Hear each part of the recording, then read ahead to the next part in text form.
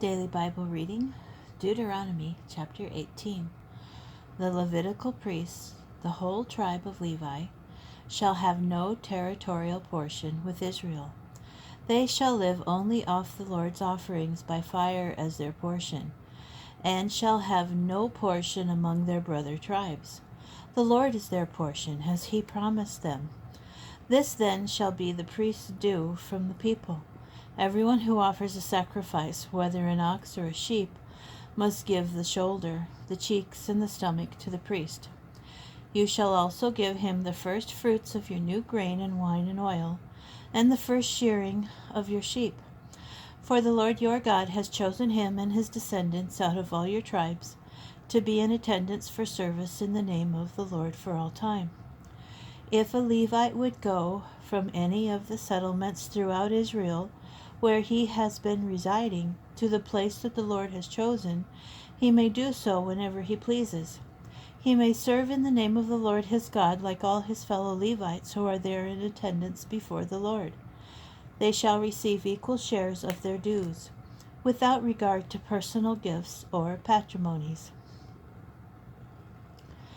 When you enter the land that the Lord your God is giving you, you shall not learn to imitate the abhorrent practices of those nations.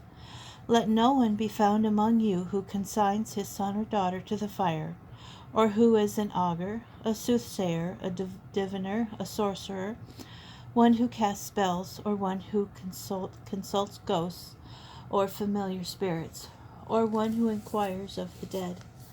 For anyone who does such things is abhorrent to the Lord, and it is because of these abhorrent things that the Lord your God is dispossessing them before you.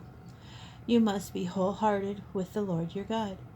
Those nations that you are about to dispossess do indeed resort to soothsayers and augurs. To you, however, the Lord your God has not assigned the like. The Lord your God will raise up for you a prophet from among your own people. Like myself, him you shall heed. This is just what you asked of the Lord your God at Horeb, on the day of the assembly, saying, Let me not hear the voice of the Lord my God any longer, or see this wondrous fire any more, lest I die. Whereupon the Lord said to me, They have done well in speaking thus. I will raise up a prophet for them from among their own people, like yourself. I will put my words in his mouth, and he will speak to them all that I command him. And if anybody fails to heed the words he speaks in my name, I myself will call him to account.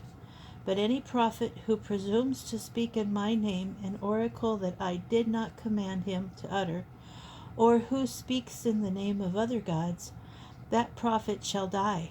And should you ask yourselves, How can we know that the oracle was not spoken by the Lord?